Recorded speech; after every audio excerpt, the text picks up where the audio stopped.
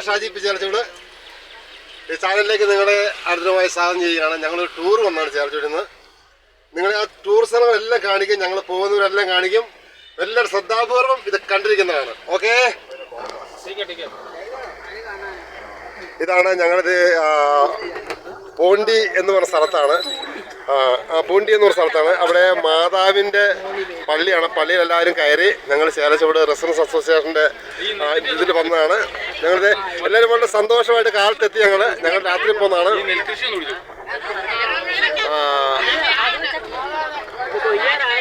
രാത്രി വന്നാണ് ഞങ്ങളിത് ഇപ്പോൾ കാലത്ത് അടുത്ത് കല്ലണ ഡാം എന്ന് പറഞ്ഞ സ്ഥലത്തേക്ക് പോവുകയാണ്.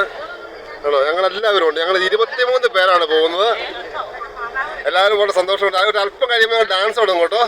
ആ ഡാൻസ് നിങ്ങൾക്ക് ഞാൻ തീർച്ചയായിട്ടും ഗ്രൂപ്പിലല്ല നമ്മുടെ ചാനലിൽ ഇടുന്നതാണ്.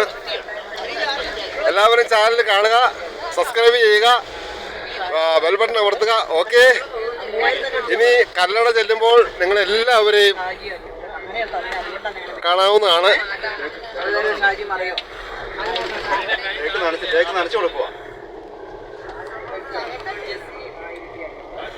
ചേച്ചി എങ്ങനെയുണ്ട് യാത്രയൊക്കെ? സുഖമാണോ? അടിപൊളി യാത്രയാണോ? പൂണ്ടിപ്പള്ളിയിലൊക്കെ പോയി കുർബാനയൊക്കെ കണ്ടു, കുർബാന സ്വീകരിച്ചു. ഒത്തിരി സന്തോഷം. ഓക്കെ, എങ്ങനെയുണ്ട് യാത്ര? അടിപൊളിയാണോ? ഡാൻസ് കളിച്ചോ? ഡാൻസ് കളിക്കുന്നത് കണ്ടോ? ഓക്കെ, എങ്ങനെ? അടിപൊളിയാണോ യാത്ര? അടിപൊളിയായിരുന്നു. മാതാവിനെ കണ്ടു, പ്രാർത്ഥിച്ചു. മാതാവ് എന്താ പറഞ്ഞേ? മാതാവൊന്നും പറഞ്ഞില്ല, മാതാവോട് പറഞ്ഞു. ഞങ്ങളെ കാണാൻ വന്നതിന് സന്തോഷം. Okay okay. സാറേ, ഈ യാത്രയെ കുറിച്ച് 2 വാക്ക് സാറ് സംസാരിക്കും. സുന്ദരമായ യാത്ര തഞ്ചാവൂർക്കാണ് നമ്മളെല്ലാവരും കൂടി പോയിക്കൊണ്ടിരിക്കുന്നത്. ആദ്യത്തെ സ്റ്റോപ്പായിരുന്നു പൂണ്ടിപ്പള്ളി. മാതാവിൻ്റെ പള്ളിയാണ്, ബസിലിക്കയാണ്. 1814 പണി ആരംഭിച്ച് 18 പണി അവസാനിപ്പിച്ച പ്രസിദ്ധമായ തമിഴ്നാട്ടിലെ പള്ളിയാണ് പൂണ്ടിപ്പള്ളി. ഇനിയും കല്ലണ കാണാൻ വേണ്ടിയിട്ട് എല്ലാവരും കൂടി പോവുകയാണ്. 23 പേരെ ഉള്ളെങ്കിൽ പോലും 46 പേരുടെ ഫലം ചെയ്യും. എല്ലാവരും അടിപൊളിയാണ്. Okay okay. എന്തെങ്കിലും പറയാനുണ്ടോ ചേട്ടാ? പരിപാടികൾ അടിപൊളിയാണ്. ഓക്കെ, അടിപൊളി യാത്രകള്.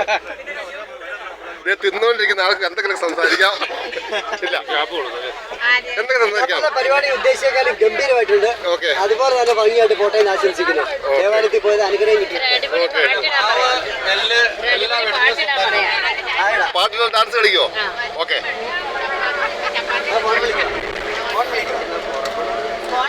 എന്തെങ്കിലും പറയാനുണ്ടോ? എന്നാലും ഒരു ഓക്കെ, താങ്ക് യു.